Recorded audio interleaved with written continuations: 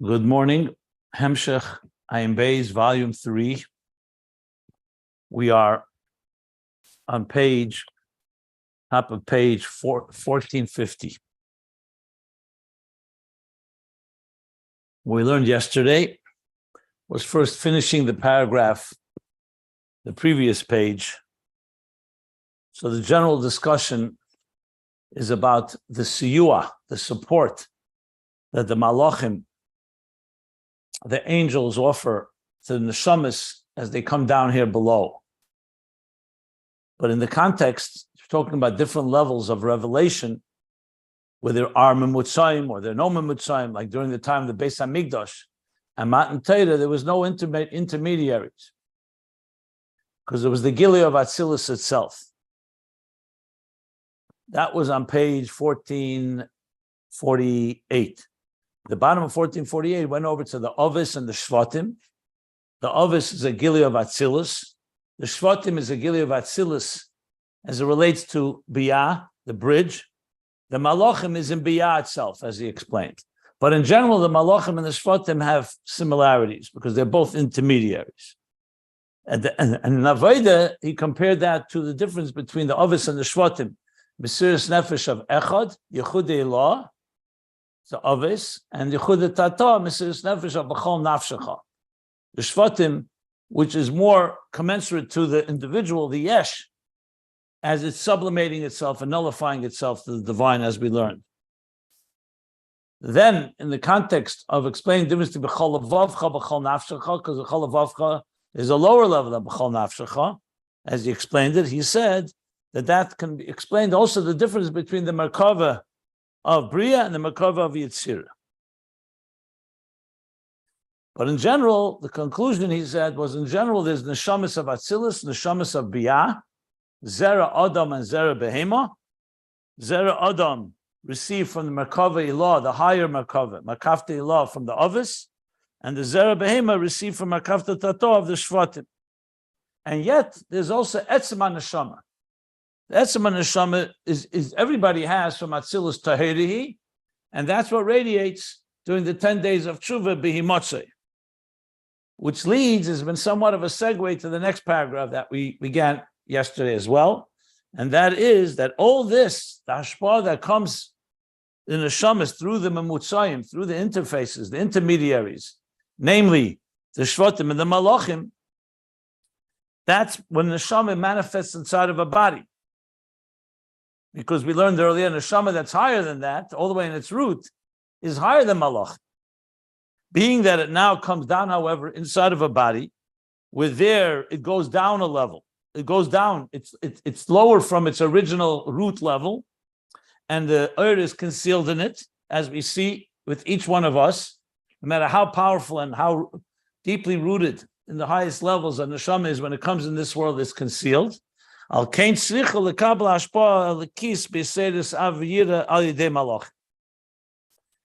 why the neshama needs to receive the divine ashpah, the divine transmission, in the awakening and stimulation of Avir through the angels. The Birchis Yetzer, that's why we say Yetzer before Shema, as we learned earlier. And this help, and this, what the angels provide, is also a form of siyua. It's only a support. It doesn't replace, it's support to motivate, to stimulate within us. As he explained on top of the page, siyua bilvad, because the neshama at its core has Ava and Yira. We learn in Tanya, and the fact is, a neshama comes into this world, it has faculties. It has Chochmah, Bina, Das, Chesed, Gvura, Tiferes, Netzach, Chayid, Yesod, Malchus, and the divine soul. These are all divine faculties. They're all directed toward the divine, as he explains in chapters 3, 4, and 5 in Tanya, especially chapter 3. So there's Midas Ava V'Yira, and there's also Asoga Lekiz Be'etzem. The soul has these powers.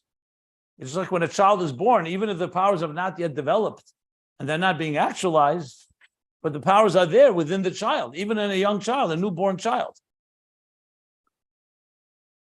And indeed, this Asaga Lekis and Avira is even higher. Because the neshamas come from the level of Pnimius, and the malachim come from the level of Chitzenius, as we learned earlier. Like you split the difference between machshava and dibur. That Yisrael neshama is connected to the machshava, to the inner intention of the purpose of creation. Like, why is this building? Why is this building being built? For the children, for the neshamas. The malachim are more facilitators. Facilitators are like the ambassadors or the mailmen or the delivery or the processors. The support system is important, but the support system is coming from Chesenius. But malachim, on the other hand, hem ruchnim. The malachim are ruchnim. They retain a level of conscious, ethereal nature, spirituality. And neshamas come into akshama. As deep as these neshamas are and as highly rooted they are, but they come down lower and therefore manifest in this world, and that's why they need that support from the malachim, because malachim are spiritual entities at the end of the day. So if you talk about the firepower, the potential of neshamas, of course, are higher. But in actuality, malachim, what do they do 24/7? They're not busy at work. They're not busy with the material world. The neshama is trapped inside of a body and an animal soul.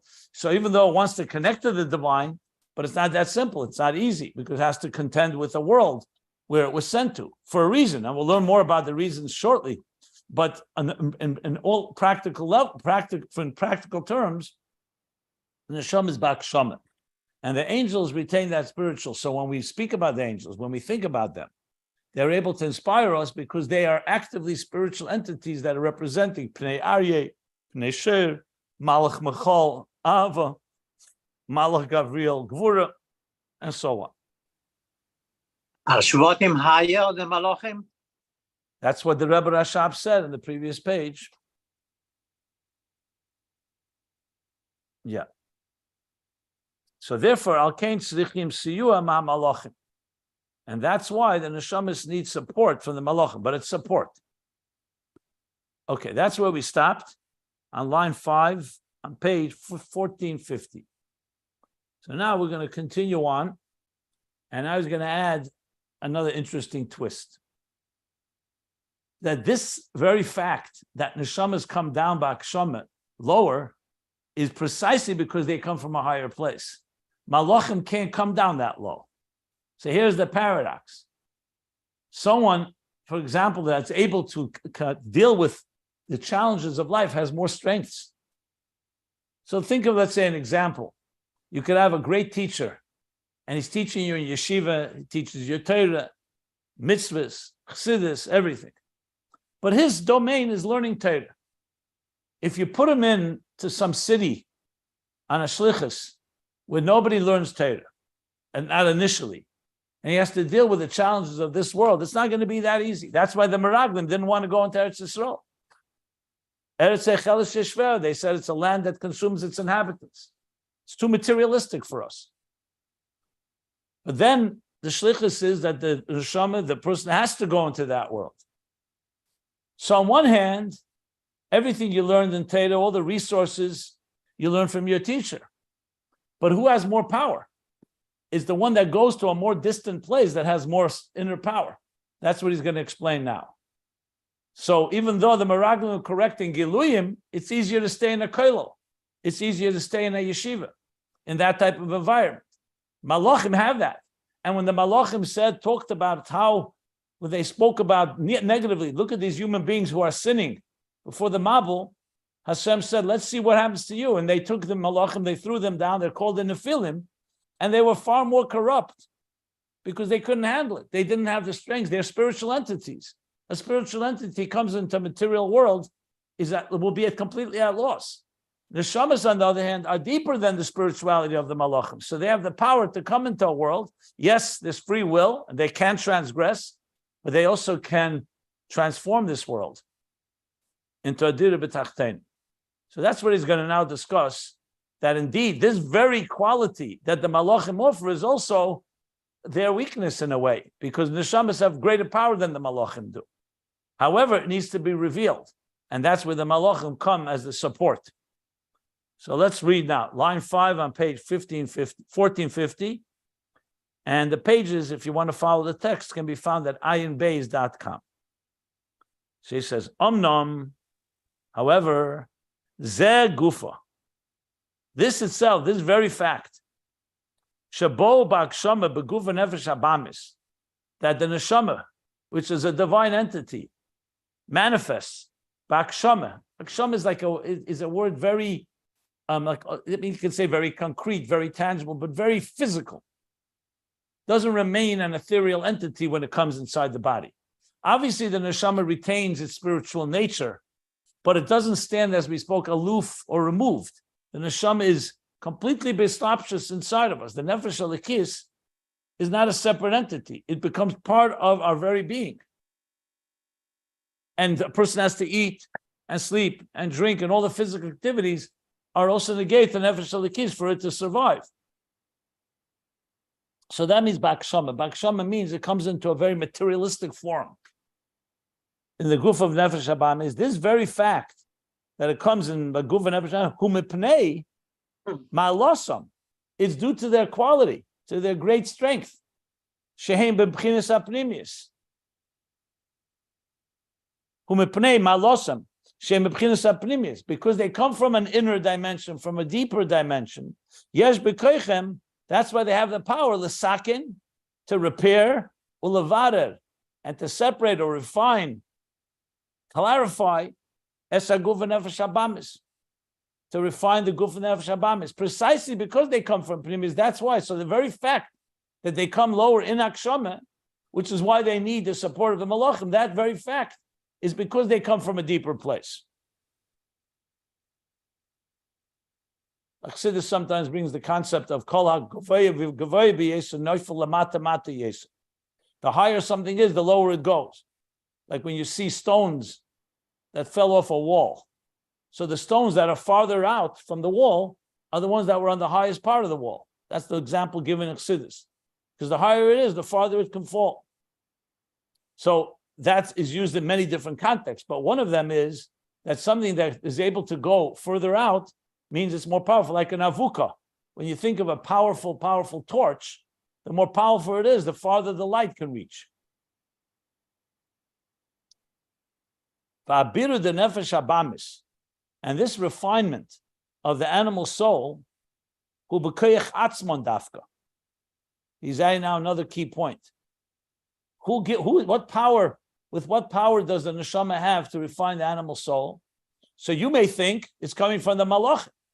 The malachim is a support system. Support is not the same thing. When you are, let's say, an athlete or someone else who's excelling at whatever they're doing, and they have a coach, or they have someone that's a support system that's providing them with resources or whatever it may be, or prepping them up and motivating them, that doesn't mean that the person who's running the marathon, for example, doesn't have the power. It's his power. However, he has a support system that's helping. So he's saying this power to refine the animal soul is b'koyach atzman. It's with the very power of the neshama, dafke. Shehem ha'me'irim es hanefesh habamis. What ultimately radiates and illuminates the animal soul is the neshama. Shezeh inyan ner havaya nishmas adam. That's why it said the inyan ner havaya, the ner of havaya, the flame, the candle of God is what? Is the soul of a human being. The soul itself is a ner. It's not receiving its light from somewhere else. It itself is a fire or a candle. Shibchinis ner hameir cheshach hanefesh habamis, which means that the soul is a ner hameir. It's an illuminating candle that illuminates ner. It's ner hameir that illuminates the cheshach, the darkness of the hanefesh habamis, the cheshach ha'elam, and the darkness of this world. That neshama itself has that within it. The chelim lahayir, and it has the capacity to radiate or illuminate. Not just that it illuminates it, but with the power that it has to transform the darkness to light, transforming even more than just illuminating. So you see how powerful it is.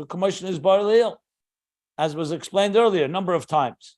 Firstly, in the concept of Ner Hashem Nishmas Adam, which I believe was on page 1350, and those pages there. But also earlier, before that, he also spoke about it. Remember, we talked about not just that the sweetening the gvura, the bitter, but actually transforming the bitter into sweet. Total transformation. So it has the power to transform, not just to illuminate. The kol zeh hu b'koyach atzmon dafka.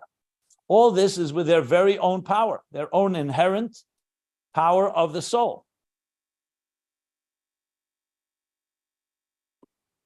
He's continuing to elaborate, but I'm going to stop here. Let me see if anybody wants to ask anything. We're in the middle of the topic, so it's not over. He's in the middle of it because he wants to, of course, go back. So then what do malachim do? If the neshamas have this power, and it's innate and so on, so obviously because they are trapped, they are in a dark space, the malachim help stimulate or help the support. We'll learn that soon. But right now, the emphasis here is on the other side of things, that the neshamas have these power, and additionally, the neshama is able to come down lower into this world because it comes from a deeper place. So he didn't go back yet and finish the entire subject regarding malachim. But just in case anyone wants any clarity till here, I'll stop for a moment. This is like we learned before that the koyach re'iyah is in the ayin, but if it's dark, the ayin cannot see. But when it's light, the eye is what's seeing. Exactly. That is correct. That's exactly what he's leading to. That the eye sees, not the light sees, the eye sees, but it needs the light to shine. Yes. He's going to say that actually. If you go to a few pages from here, page 1454, he's going to mamish go back to that, but that is the central theme that goes back a while back where he began this whole topic. On page 1398, actually. On 1398 is when he began discussing Hariyah. So that's correct. Yeah. Any question? Any other comments, questions? I thought the light that it needs is the light of Torah. Well, if you go back, the light of Torah, the light of Malachim, the light of Einei Ha'eda, the eyes of the nation, these are all different support systems, yeah? Okay, thank you, Rabbi. Yeah. So let's continue. Shari HaNefesh HaBamis, because the animal soul, mitzat sharshei, due to its root, and where is it rooted? B'malachim elyenim, in the higher angels, like we learned earlier. If you remember where he said that the nefesh habamis is rooted in pnei aryeh and pnei sheir. If you go back to top of page 1444. When he asked the question, what do you need the angels for? So one of the answers he gave there was because then the souls manifest inside the gufim, the animal soul, and the animal soul, he brings is like he says, here we go. And it's rooted in these angels, the pnei aryeh, pnei sheir, and so on. So he's now bringing that into the picture. So he says now, so the animal soul, which is rooted in the malachim elyenim, shezeu shorshe mishamrei mishmorei hayafanim. This is its root from the shmorei hayafanim, which means from the waist of the hayafanim, which are a level of angels. For gavayim al gavaya, because the hayafanim are gavaya, higher and higher. That's the root of the animal soul. Harihu tivi v'gashmi. This animal soul, which is rooted in the angels, is natural and physical. Shenimshach achar achumrius. That's what the animal soul does. It's drawn to the crass and coarse matter of this world. It's drawn to materialism, basically. That's essentially all the temptations and all the desires of the animal soul are what? Are for the physical pleasures of this world. Va'nefesh alikis, and the divine soul, not the animal soul. Hu hameirei say that the divine soul is with the power to illuminate it, umisakre, and to repair it. No, it's to and to transform it to good. This is essentially the theme of Tanya. You have an animal soul on the left side of your heart, the divine soul on the right side of the heart and in the mind. There's a battle going on between the two kings over the Irktana, Zaguf, the small city, which is the body, and the faculty of the person who's going to control the human being, our thought, speech, and action. So the kavanah is that the nefesh elikis, using its faculty, the mind, and Hashem supporting it, and all the ava that it has, should win this battle and do what? Not only subdue the animal soul, but transform it ultimately. So all this is making a case of the neshama's power that it has on its own to do this, which is going to explain that the malachim are only helping us do it. Not they're doing it for us.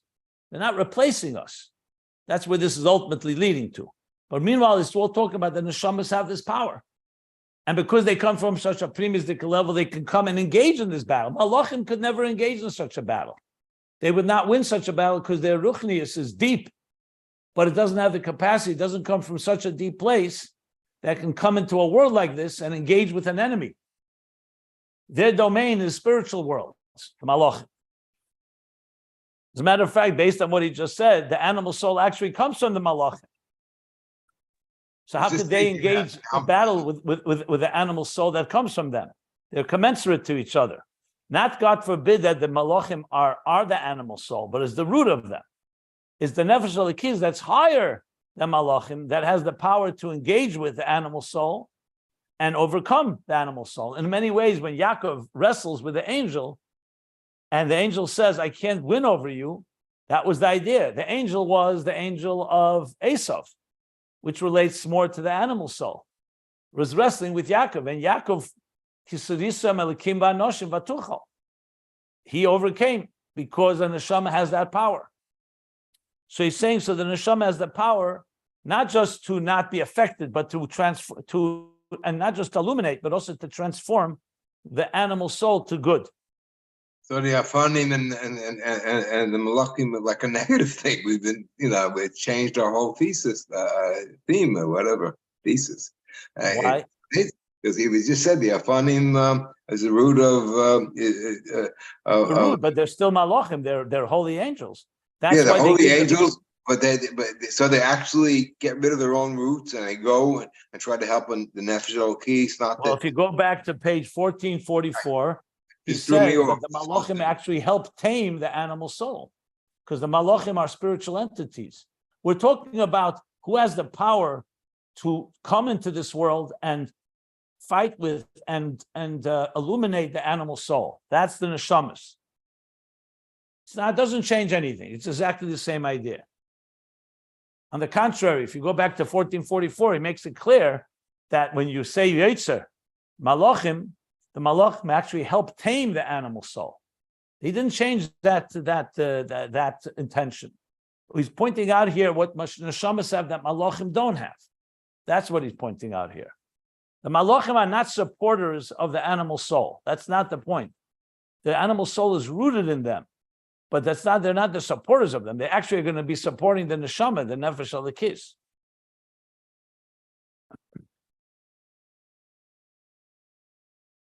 I just gave the example from Esav just to make it a little easier to understand, but if it's confusing, strike the example as I often say. No, you gave the example because it says in the afanim, hulu, rooted in the animal. That's why you. But it's not the same idea. There, the angel was fighting a Yaakov. Here, the angels support Yaakov. They support the neshama. That's the difference. Okay.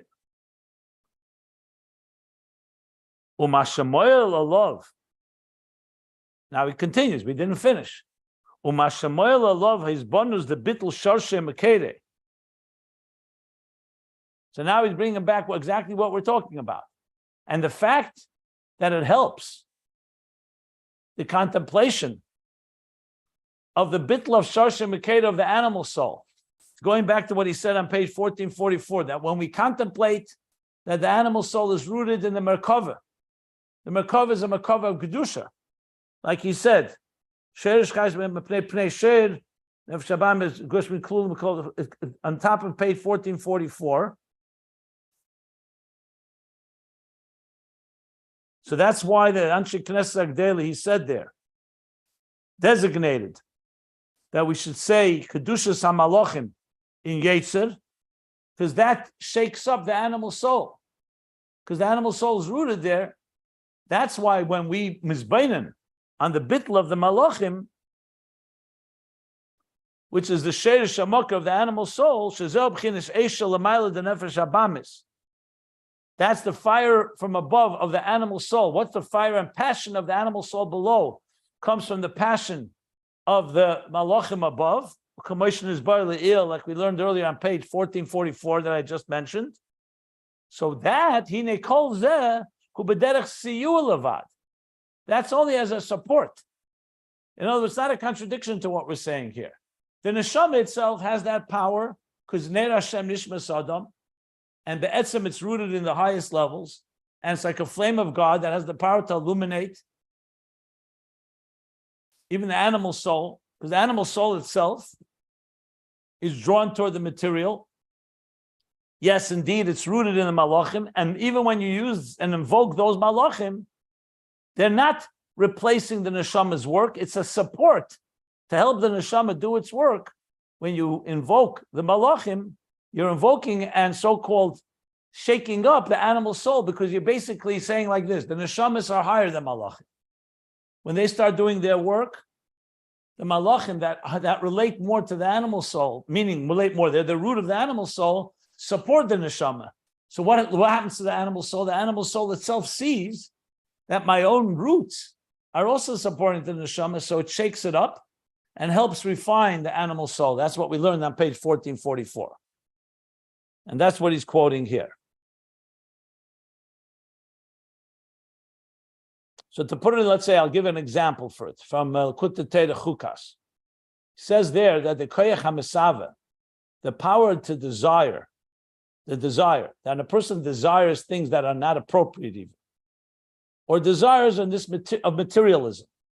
He says the power of desire is rooted. He says, what did he say there? You say this Harari Kodesh. It's rooted in a very high place. The problem is not the power of desire, it's the object of desire. So when you see someone who's very passionate, let's say, about eating a good steak, or passionate about other material desires in this world, so that passion obviously is going in the wrong direction. But the very fire of the animal soul is coming from a very great place. The passion is the passion of the malachim toward godliness. It's just when it devolves and comes down below, the passion can be directed in the wrong place, that's why you see fire can consume and destroy, but fire could also warm and elevate. So the fire of the animal soul can go in the wrong direction. When we say Birchas Yetzer and we invoke the malachim and saying that the passions and the emotions of the animal soul are rooted in the emotions of the malachim, we're basically redirecting, if you want to use language, psychological language in recovery, we're directing the energy that an addict is using toward destructive ends and harnessing it towards positive ends. We're not eliminating, we're just redirecting it. So the animal soul too can love God and be passionate about God, but that requires work. So how does it work? It works, the neshama does its work. That's the hard effort that we have. We're davening. Then we come in davening to Yetzer, and we invoke the malachim in order to help us deal with the animal soul by redirecting the passions of the animal soul towards holy passions. And that prepares us to then go in, like he said there, to Shema. He says, the nefesh alikis can come and bind itself to its source all the way to the divine, to the highest levels of the divine. So what's malachim's role at the end of the day? A support system. They're part of the support. They don't replace us, but they're part of helping us achieve this goal. So this tying together what we learned on page 1444 with what we're learning here. Bottom line being that we need the neshama, the malachim when the neshama comes down below, because we are engaging with the guf and nefesh abamis. One, we need it because the neshama itself is concealed. And number two, we want to help also weaken and soften and tame the animal soul, like we discussed earlier, and he's mentioning it here. But it's all b'chinas nesiyua levad. The ikar atikin va'bitul the nefesh abamis, because the primary work of repairing and bittul and nullifying or sublimating the animal soul, there's dafka through the nefesh elikis. The malachim are not doing it for us, but we evoke their name and we bring them in both as inspiration to us and also to help tame the animal soul, which is rooted in these angels.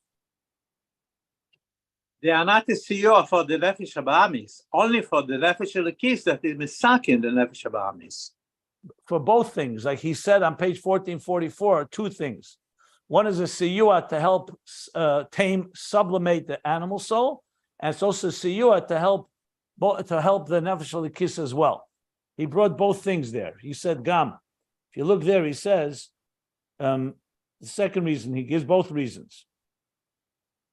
It's siyua is both to help work with the animal soul and also to help the divine soul. Like that's what he brought. The idea of homumei, is to inspire also the divine soul. So it's both purposes. Yeah.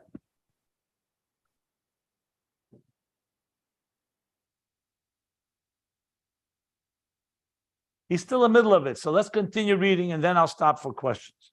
Shari's bonus the bichis yetzer, because he's going back. Remember, these bonus, the contemplation. When we say yetzer, when we talk about these malachim, kedushas malachim, who shepoel hazazel levad b'nefesh habamis.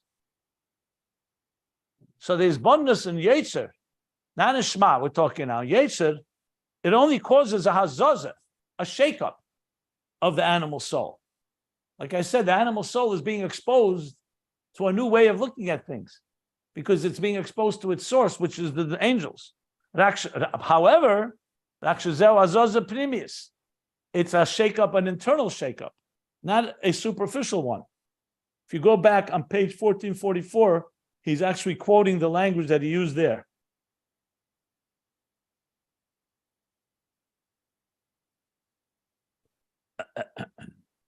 This is, by the way, from the Maimon Yoseva Venhu in Tavkuf Samach Vov, Tavkuf Samach Zayin, I should say.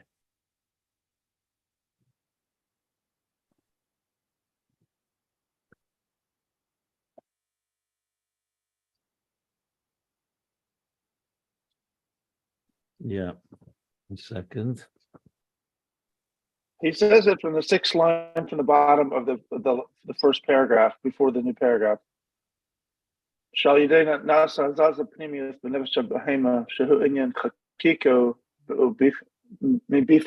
I know. I said that, page 1444. Yeah. I'm not looking for that. No, I thought you were looking for that. Sorry. No. Okay, this is all coming from the mimer I mentioned, a mimer Yoseva Venhu, Tovkuf Samach Zayin, of the Alter Rebbe, with the Hagos of the Tzemach Tzedek. So a lot of these pages are from that mimer. Page 1444 is actual language from that mimer. So it's really an explanation of that. Yeah, the Azazah Pnimis. Chkike mi befnim, he said. Yeah. So, but the point here he's saying, he's qualifying, that's only Hazazah. When you shake someone up, that's not the end of the process. Let's say when somebody, you're talking to someone who's like, has a lot of blockage, a lot of resistance to godliness. So there's a time where you want to shake that person up in a good way. You need to like really reach deep into them. But it's not that what he's explaining, it's only a siyua. It's only a support. It's like to wake them up. Once you wake them up, then comes the aved of the nefesh l'giz to transform the animal soul. That's what he's leading here to. So on one hand, it's only a shake-up, but it's also an internal one, pnimius. So there's a pnimius. Loike my psuka de zimra. Not like psuka de zimra. Now he's bringing another part of davening. Remember I mentioned a few classes back that when you look at it all, you see the Rebbe Rashab is laying out the whole davening, the whole shachris here. Talked about Birchas Yetzer, Krishma, talked about Shemoneh Esrei earlier. Now he's saying psuka de zimra, which is before Birchas Yetzer, hurak b'chinas chikim mebachutz. That's more of a chiseling from the outside. In other words, Chassidus explained there's a chkike mibafnim, a chkike mibachutz. A chkike mibachutz is more like when you let's say sculpt something. You want to sculpt an object. The first step is you want to get rid of all the excess on the outer levels. That is still not an internal chiseling.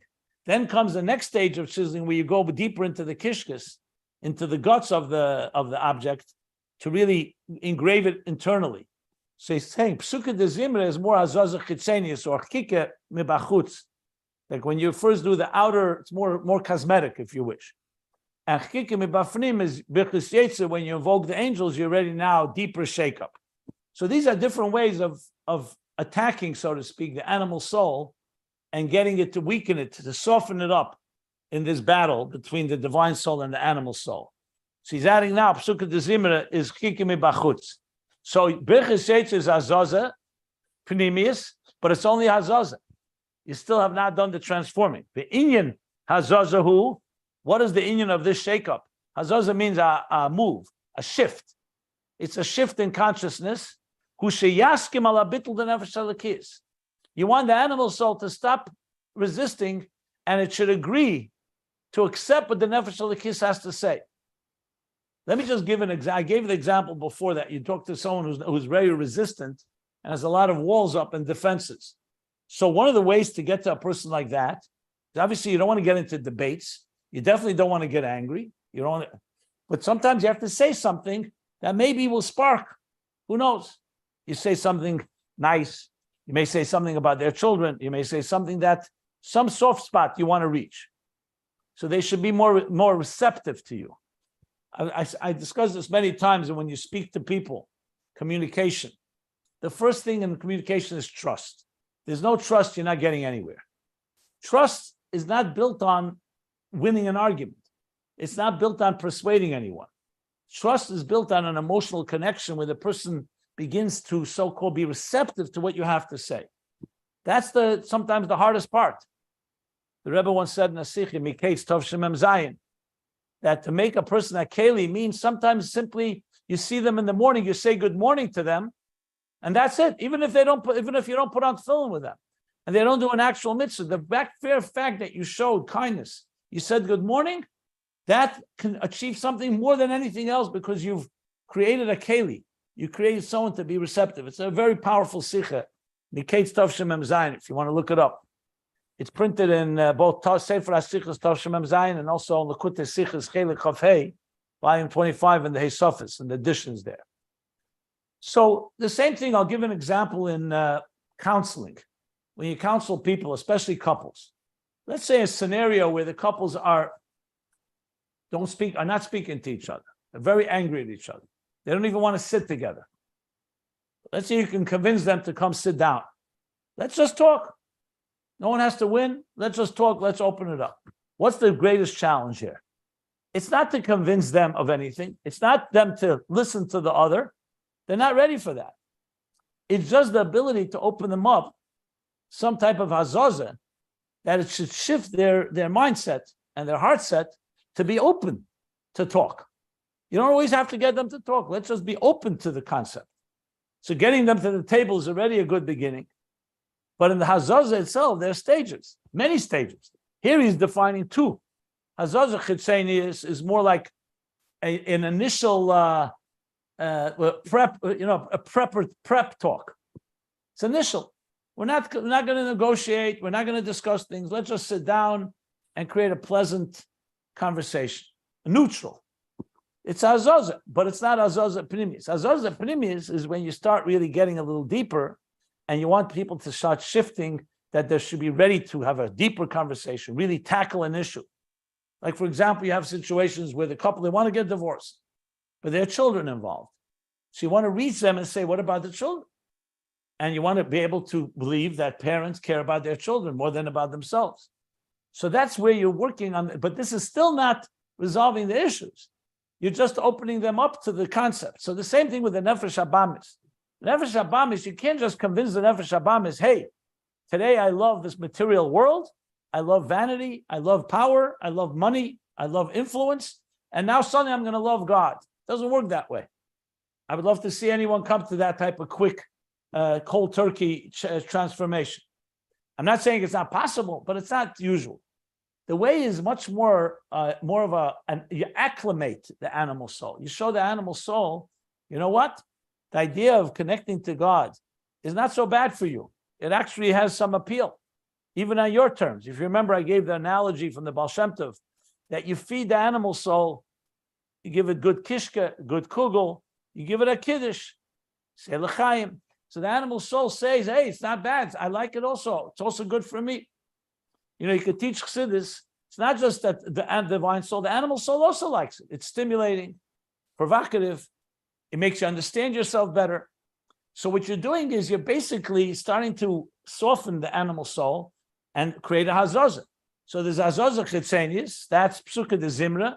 When you daven properly psukkah de zimra, you're basically beginning the process by trying to just expose the animal soul to some beautiful things. For example, you know, sometimes when you have, let's say, a class, and the students aren't ready to sit now and learn Torah. Look, in the summer, this is done all the time, summer camp. So what do? Let's go for a nature walk. We'll go for a hike. You see the beauty of nature. And the counselor, whoever's leading them, says, you know, this beauty of nature, what does it tell you? And people start talking poetically, the eloquence of nature. They may even say something about God. Same thing with sports.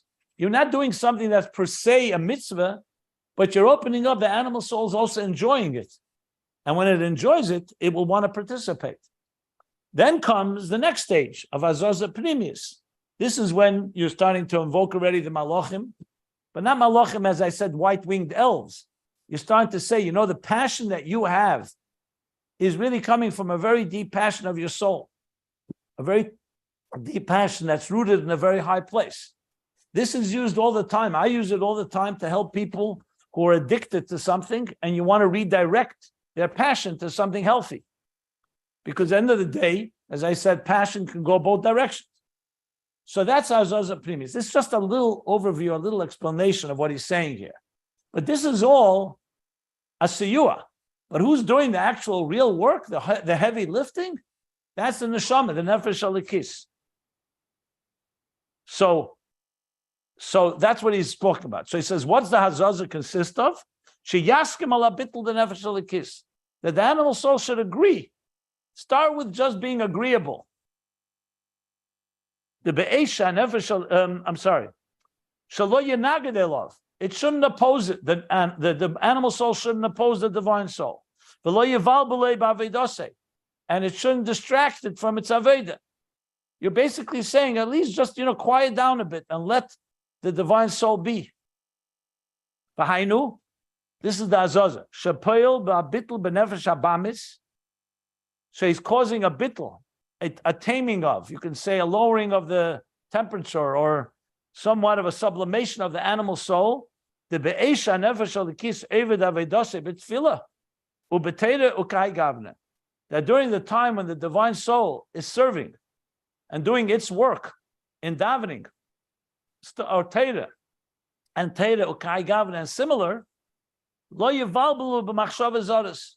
That the animal soul at least don't disturb with foreign thoughts, negative thoughts, alien thoughts. And don't be an opposition, don't be an impediment and a block, both in davening and both in Torah and mitzvahs. That's the first step. What you're trying to do is get the animal soul to just so-called quiet down, at least be neutral. That's the hazazah. Aval habitl b'nefesh habamis. But the full sublimation of the animal soul. Because with that, what you've done is you've quieted down, you somewhat softened the resistance. But you haven't transformed it yet. The bitl of the nefesh habamis, yitzia mamish min hachumis, that the nefesh habamis should leave and forsake, so basically forsake its desire for materialism, ubafrat, and even more so, specifically, not just to forsake chumrius, the coarse materialism, but it should also have a aval alakus, a love to godliness, zeu b'krish medafke. So bichis yetzer opens up the door and gets like I said, tames and softens the animal soul. In Krishma, that's when you can help the animal soul leave and basically leave behind the chumrius and befrat, and specifically develop a love to godliness. Bizbonnus da Hashem echad in Shema, in the contemplation of Hashem echad, or Baruch Shem kved malchusei leilam vod, which both talk about the divine unity, shaydei zehu, and that prepares the ground through those first two statements, those two verses. Who v'ahavta b'chol levavcha b'shnei yitzarecha. That leads to the next v'ahavta, loving God, not just loving God the nefesh alikis, but levavcha, with two bases, b'shnei yitzarecha, with both inclinations, the yetzer tov and the yetzer hara. So what do you see from this? That the primary repair or improvement of and refinement of the nefesh abamis, of the animal soul, who nefesh alikis b'koyach atzmei dafke, with the very power of the nefesh alikis itself, with the support of the malachim and the support that he described. Okay, I'm going to stop here. Let me take questions now. Rabbi Jacobson, this parallels beautifully with the whole concept that Rishab was talking about, the sweetening of the waters. That first, it was overwhelming of the sweetness. Then it was convincing the other side that this is the right thing to do, even though they're not 100% transformed. And then at the end was the actual transformation that the whole thing became sweet. Like fundamentally, the water became sweet, not because of any external forces. So that parallels very well with that. I mean, now that explains a lot. But my question is one more thing. Sometimes people go to a marriage counselor for therapy, right? And their own marriage counselor that is doing the therapy has a messed up marriage, him or herself. In a sense, angels, as you mentioned earlier, they're the ones that are supporting us, our neshamot, to do the right thing. Yet when they were on this physical existence, they couldn't do what they're trying to convince us to do. Can you explain that? Yeah, very simple. First of all, I wouldn't compare angels to bad therapists. I would not compare angels to therapists that have their own problems. Angels belong in the realm of support system. When you call a computer company for support, you're not calling them to run your business. You're calling them to help support a particular area that you need help with. When the malachim go out of their domain and they come to this world, that's not their role. That's why they couldn't make it. Their role is to remain in the spiritual realms, to sing God's praises, to love God, to revere God, and to be living examples to us, to inspire and motivate us. So it's a simple issue of roles and boundaries. If when people have job descriptions and suddenly they do a job that was not given to them, it's usually going to create problems. So malachim have a job description. Their job description is to remain ruchnim and help support the neshamas through their work. That's their job. Simple as that. When they don't do their job, there's a problem. It's not like they're never meant to come to this world. So that's not their role. So the role is to be of the support that we're describing here. Okay, beautifully said. And then, but the sweetening aspect, this is exactly what we're talking about, right? The previous thing I said, right? I don't know, the word exactly is a strong word, but yes, it's similar to the different levels, amtakas hagvuras, of the sweetening of the bitter waters that we learned earlier. It's correct. It is connected. As a matter of fact, if you go back there, you'll probably find the words chkika mibafnim, chkika mibachutz. I think he spoke about it there as well. I have to study it more to be able to tell you exactly what level is which, because there he was talking also mamata l'mayla through tefillah, which he's doing here as well. So I would say yes, it definitely is connected to that theme. And thank you for bringing that up. But we have to look into it a little deeper to see the different levels. And he brought there as well, I quoted yesterday, he spoke about b'chol levavcha, b'chol nafshecha, b'chol meidecha. It's also discussed there in the way of the transformation. But correct, yeah. However, the theme here, the primary theme here is the idea of the neshamas and the malachim, who's doing the primary work and who's the support system. So that's what he's really balancing here. So we understand both sides of it. Okay. Yeah. Thank you.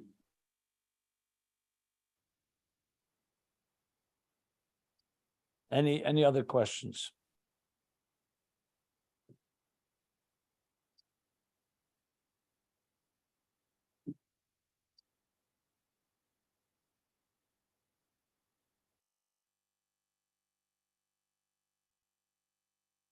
Okay.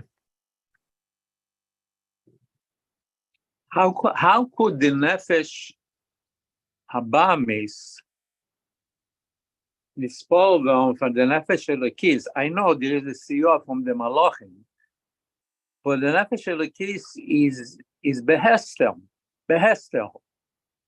So that means that even though that she's behester, Sheresh is in the nefesh elokis.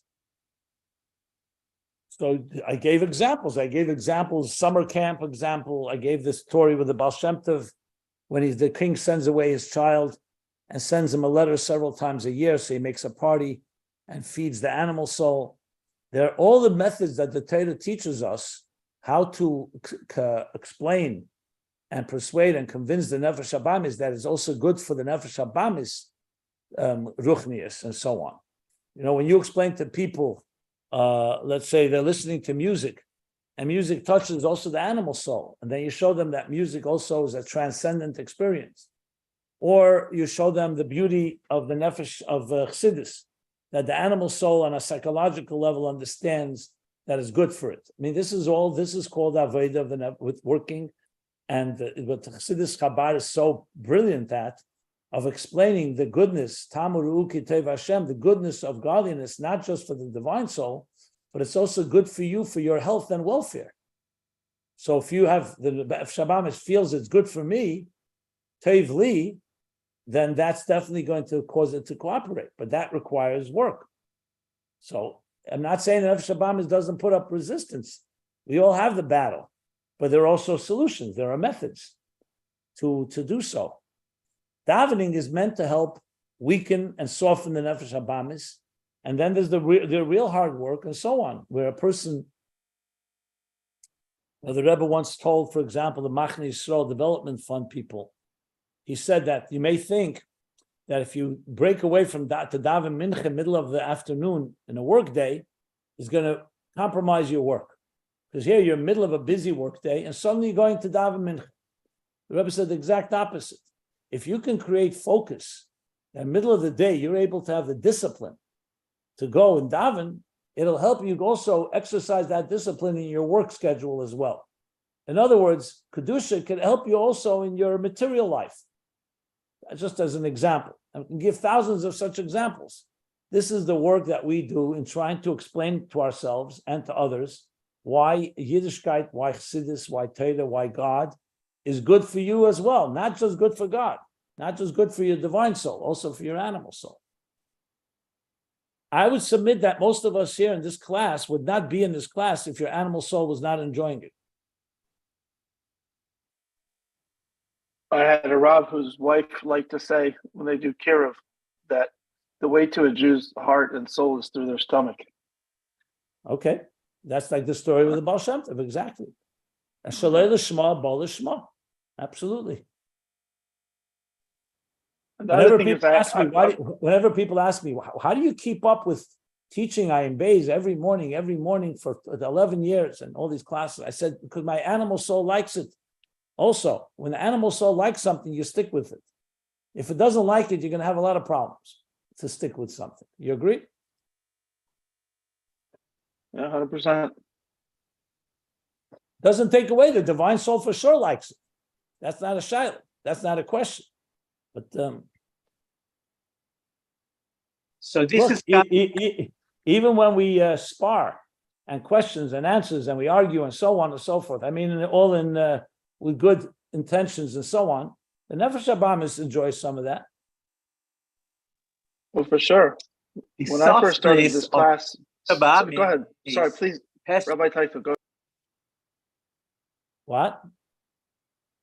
The Nefesh Habamis wanted also, it's not only from the Nefesh Elikis, but it's also from the malachim that are making a zozo pnemis.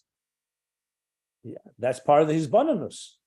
That when the nefesh habamis comes to realize that the root of its own passions, the root of its own desires, is also from a spiritual place, that's a pretty big shakeup.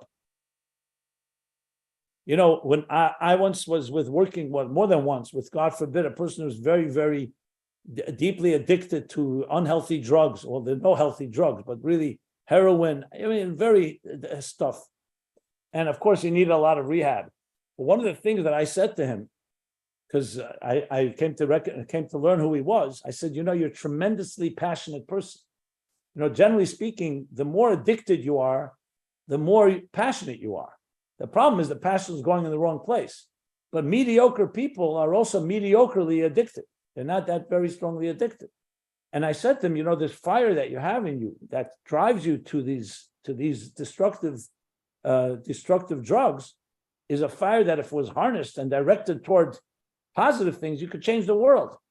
And he was extremely, I mean, I remember he was visibly touched by that. It wasn't just to flatter him. And then indeed, when he did turn around, he's now a very powerful person in the work he does and other things he does. I know him well. So that is a big azozah to nefesh habamis when it hears that. That, you know, that very chutzpah that you have, that is used in such ways that can be so destructive and so offensive even, right? Can be directed in the right way. You can create a spiritual revolution with that chutzpah. You need that type of chutzpah, but it has to be directed, it has to be harnessed. So these things, you can change a nefesh habamis big time with this, but it has to be done right. Remember, at the end of the day, a nefesh habamis is still a behemoth and avde be'afkeda nichale. You know, as much as you train it, it could always run back to its old desires. We all know what habits, routines are like. But there is what to work with. I mean, one of the things that it says that Chassidus Chabad came to do was to explain Elikus, even that the nefesh habamis can appreciate. That's what it says beferish. The Alter Rebbe came to explain that even the nefesh habamis to appreciate. In one place, the Mittler Rebbe writes that the entire desire of his father was to make a taste in Ruchnius should be as geschmack as a taste in Gashmius, the animal soul. So that's the work. Yeah. What were you going to say, Yitzchak? It's okay. It passed. Oh, I have a question, but I want to ask it after the recording. It's more appropriate. Okay, so we'll stop post- here. I just want to say something. I always heard this: the greater the man, the greater the Yitzhak. That's the Gemara. Kol hagadol mechaver yitzre gadol mimeni. Absolutely. Yeah. The people that can change the world in the most beautiful way are usually the people who can also destroy the world. That's what energy is like. People with charisma, people with influence, people with intelligence. Look at the mind. The mind used properly, look what it can achieve. Used wrongly, it could be the most destructive force. Okay, so we'll stop here. Middle of page 1450.